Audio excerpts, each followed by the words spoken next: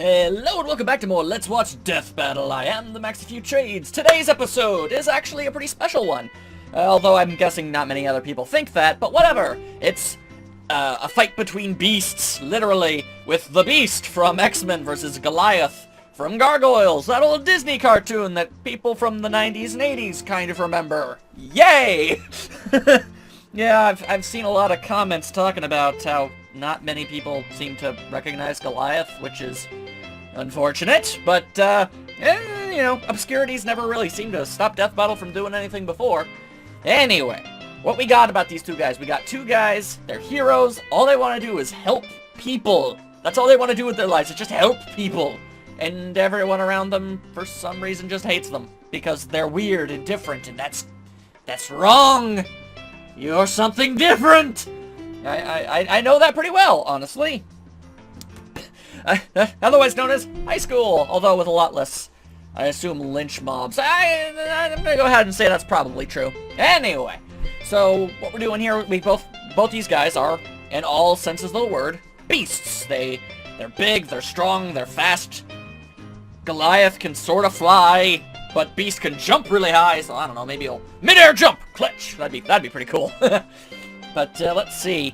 As far as who I want to win and who I think will win, well, I'm not too really emotionally attached to either of them, honestly. I mean, I like the guys, but I can't really say for certain whether or not I have a real preference over the other. I guess if I had to choose just one, Goliath. I watched more Gargoyles than X-Men cartoons, and I'm not really much of a comic reader. I usually just follow cartoons and stuff. So I guess I prefer Goliath over it, but Beast is still awesome. Anyway, as far as who will win, well, from the research I did, it seems they're pretty similar in terms of strength and speed. Basically, I mean, there are a few outlandish things here and there, but I don't think it's neither of them are strong or faster than the other for it to really matter too much. So I think it's really more of a matter when it comes down to fights like that where characters are pretty much evenly matched physically. It's a matter of I don't know, strategy and usually experience, kind of like in Fox versus Bucky. So if I had to, I guess, try and surmise a winner from that, the thing about Beast is, while freakishly powerful, he's usually kind of a sideline guy. He very rarely just goes out and fights stuff of his own volition. He likes to think things through more, and he usually lets all of his other vastly more experienced teammates generally take things over. So there's that. And, I mean, neither of them have glaring weaknesses. I guess the weaknesses for the characters I'd say would be basically, the Beast doesn't have a lot of solo fighting experience, and Goliath is probably not as smart. He's not stupid by any definition, but he's definitely not as smart as Beast.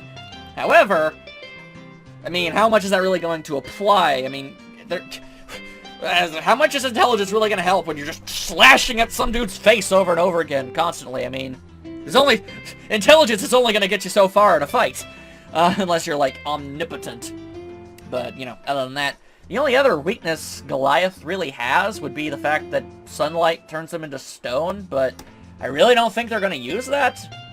I imagine what they're doing is, you know, giving everybody the best odds they possibly have would be to have the fight start just as night falls, which basically gives Goliath a good 9 to 10 hours to fight Beast. I don't think either of them have the stamina to last that long. So I'm gonna go ahead and say I'm putting my bets on Goliath, because I don't think Beast's hyper-intelligence is going to help that much, and I don't think Goliath's, you know, sun weakness is really going to play too much of a role in things. I could be wrong. I mean, it's true. While Beast doesn't have as much solo combat experience, he's also been around a whole lot longer, and has just, in general, been in more stories and done more stuff than Goliath, so maybe I'm completely off base when it comes to experience. I don't know. All I do know is that I've been talking for 5 minutes, and that's stupid. Let's watch the freaking show already! Hey! Alright, everybody. Brand new fight. Let's do this. Some of the greatest heroes of all are shunned by the very people they continue to protect. Basically the worst deal ever. Like Beast. For reasons that really don't make sense in either series. The gargoyle who gives new meaning to the phrase tough as stone. He's with Is that a pun? I don't know if that it's our job counts. to analyze their weapons, armor, and skills to I'm gonna find say out it counts. who would win a death battle. Is there a Gargoyles video game? Didn't even know that. Mutation, Neat. the key to evolution. The process is slow, normally taking thousands of years. But every few hundred millennia, evolution leaps forward. If that means we're all eventually gonna transform into blue hairy monkey men, count me out. Feared by most normal people, mutants generally begin to show signs of their uniqueness around puberty. Not so. The plot of the X-Men doesn't really make any sense because people find Spider-Man and the Fantastic Four are revered in their universe, but the X-Men are feared? Hands and feet. That must have been rough on the way out. He better give dear old mom double the presents on Mother's Day.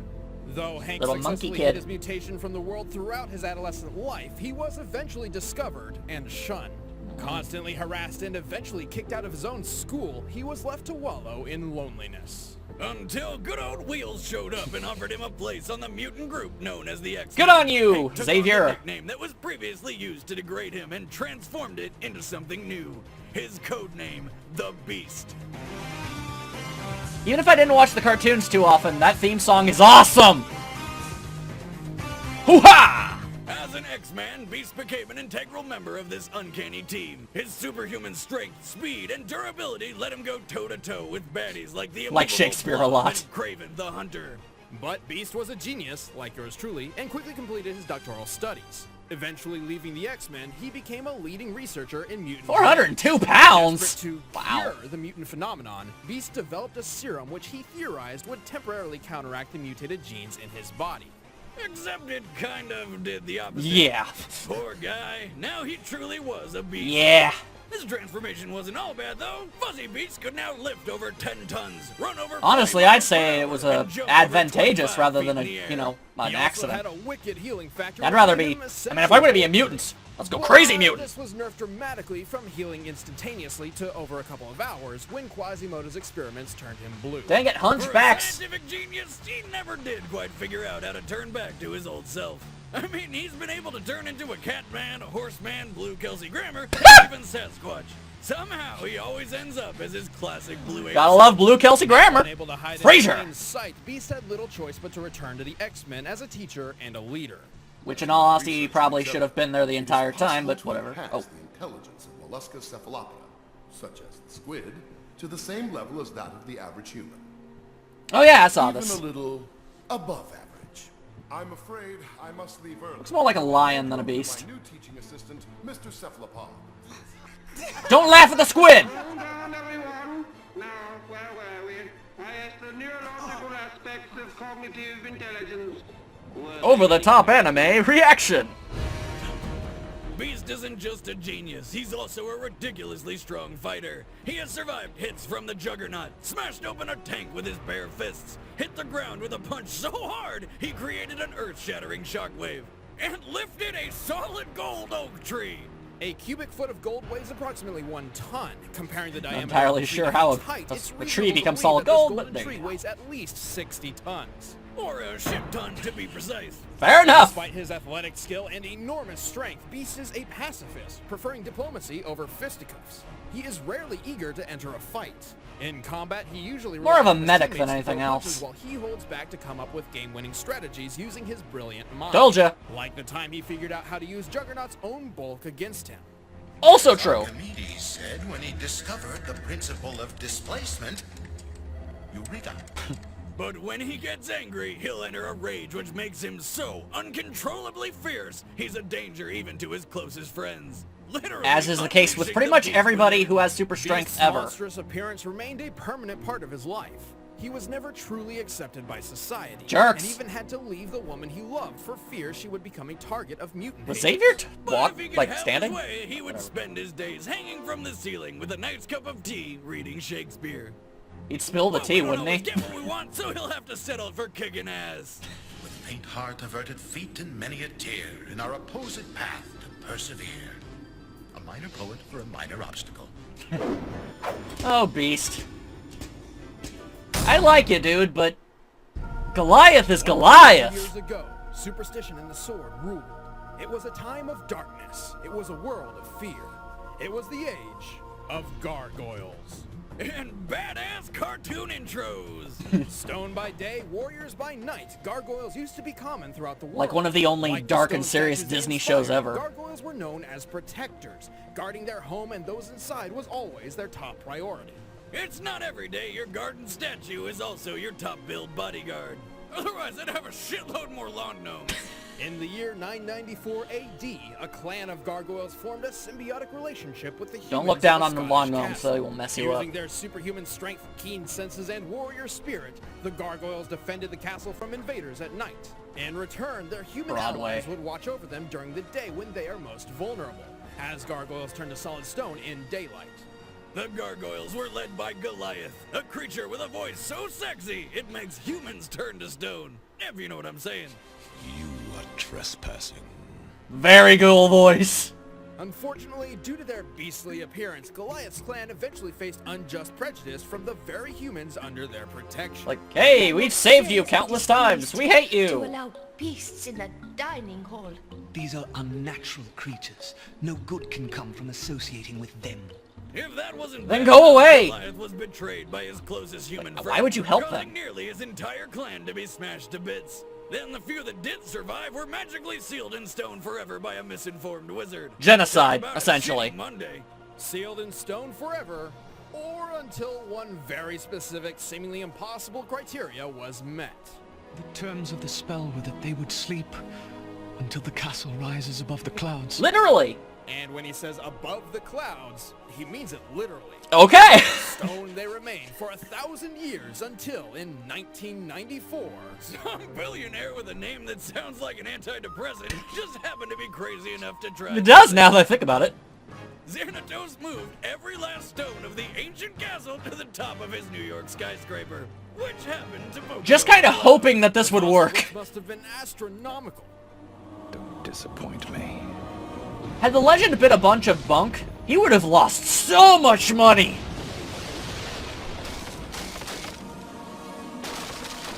Xanatos kind of looks like me if I was less ugly. Anyway, world's most epic yawn!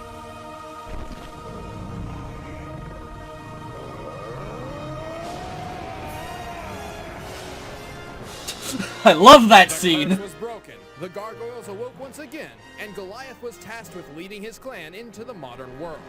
Despite being completely out of his element, Goliath adapted surprisingly fast. Plot conveniently Texting fast. and watching cat videos in no time? No, this was the 90s. Oh, so he wore crazy colored clothing and used nonsensical description words like bodacious, radical, or... Jalapeno. Jalapeno. Jalapeno. Jalapeno. Jalapeno. I don't know how that got through, like, the board meetings. Like, yes, jalapeno! Perfect catchphrase.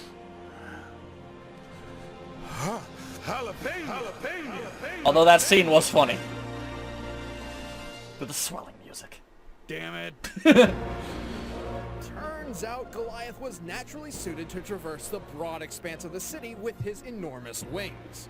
Though to be clear, Goliath insists that he can't fly, only glide on the wind. Yeah. Which I insist is bullshit. What else would you call what's happening right here other than friggin' flying? Fair enough. Regardless of wind direction and speed, it seems Goliath has no trouble gliding wherever he wants to go.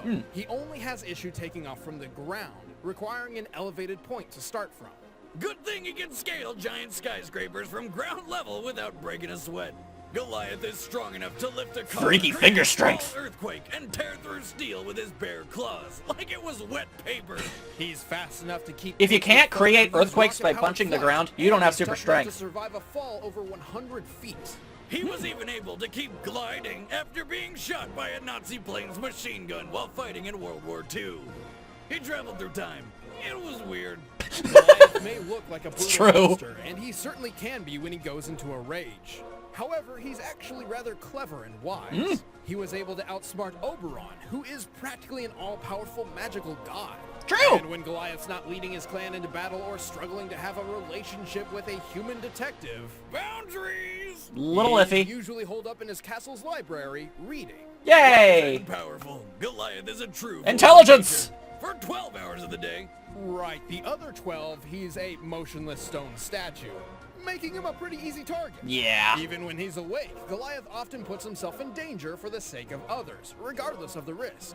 Hey, he's managed to survive for over 1,000 years, and believe me when I say, you do not want to be on this gargoyle's bad side. Especially if you're in a wheelchair And I belong to no and a one. geriatric. Whining. A gargoyle doesn't whine. He Roars! The hell with your robots! Love it! All right, the combatants are set. Let's end this Like I debate said, once and for I all. love both the guys. I'd rather not see either of them lose. I mean, honestly, I think they'd be friends more than anything else, but if someone has to win, I'm hoping Goliath picks it up. So, yeah. There's Goliath. What on earth is Beast doing on that tower? That's a really high up tower. How'd he get up there and why? There's plot convenience and then there's just silly. Goliath's sprite looks awesome. I gotta find that game. Hopefully it's good. Best of luck to both of you!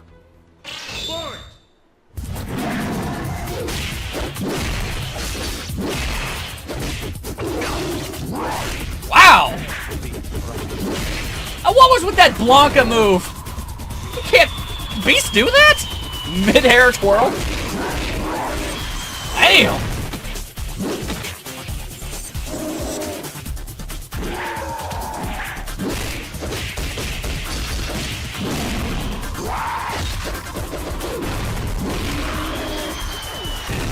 Seems even! The hell with you and your car!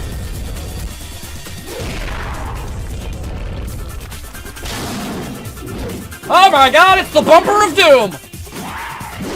Oh, the Bumper of Doom failed.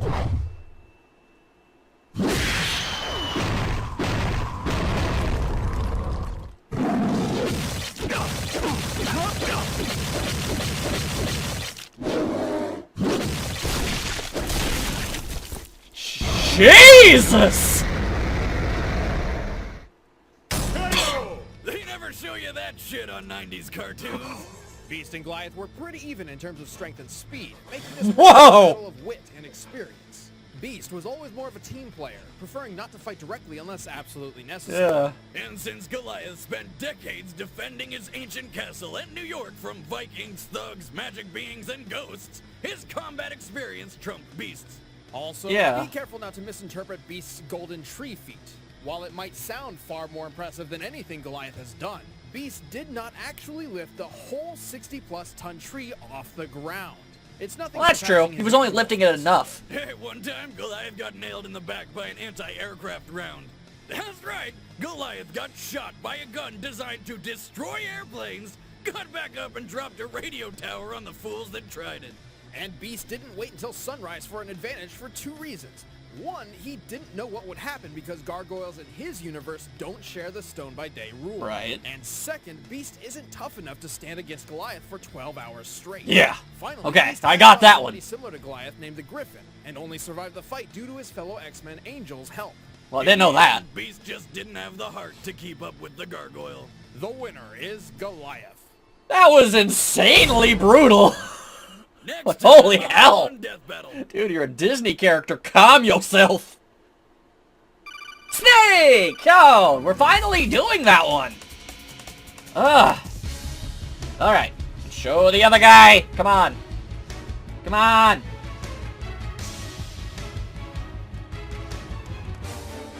You gonna say it? It's showtime. Oh, I guess they're holding off on the other Hey guy. guys, thanks for watching. I'm Ben, I play Wiz. Hi, Ben. And I'm Chad, and I play Hi, Boom. Chad. And next time on Death Battle, Solid Snake. We've had Snake requested over and over and over again for years, and actually a few different I'm really glad I didn't blurt out the whole fight. Fighting. Make sure you go follow us on our social media. Yeah. Attack on Twitter or facebook.com/official SA, because we'll be announcing his combatant very soon. But in the meantime, be sure to check out the latest Game Over Thinker and the latest Desk of Death Battle, which is all about how Tony Stark's brain tumor once saved the world. It's Because science! You need to go watch it. Thank you guys so much for watching Death Battle. We hope you enjoyed the episode. If you did, make sure you click like, subscribe, and tell your friends about it. And we'll see you guys next time. Later. I'm telling people the best I can! Well, alright there, yeah. Okay, so, man, alright. I mean, had I said who Snake was fighting, I could have edited that out, but I'm still glad I didn't. Oh, could have lost my job. Anyway, okay, so I liked that episode. I always like when they use characters that might not necessarily be the most well-known or most popular. It's like when they got Fox to fight Bucky, you know, I don't know, I just liked that. And Beast he has his fans, obviously, but he's not the most popular X-Men in existence, basically. And Gargoyles is more of a nostalgic classic in people's eyes, rather than, you know, something that they immediately think of when they think, yeah, who could fight who and who now, you know? So I get that, but man, I gotta watch that fight again. That was brutal. Kinda short, though. Didn't last nearly as long as I thought it would. Yeah, maybe it was a time crunch or something, but I think the fight could have benefited from maybe being, I don't know, at least a good 30 seconds longer, but, I don't know. Could have been a time thing, or maybe they just couldn't think of many things for the two of them to do to each other other than just wail on each other for a long time. I don't know! Either way, next time we get Snake versus Guy, who I know who it is, but I'm obviously not allowed to say, so... You know what's weird? Last time when people asked, people kept asking me, what's the episode they were going to show at SGC? Like, I can't tell you that. If they can't say it, I can't say it, so why are you asking? I literally cannot tell you. Okay, well, that's not true. I can tell you, but then I lose my job, and I don't want to lose my job because I love working on this show, so I'm not going to tell you. Anyway, next time, Solid Snake versus Mystery Opponent. Woo. See y'all then.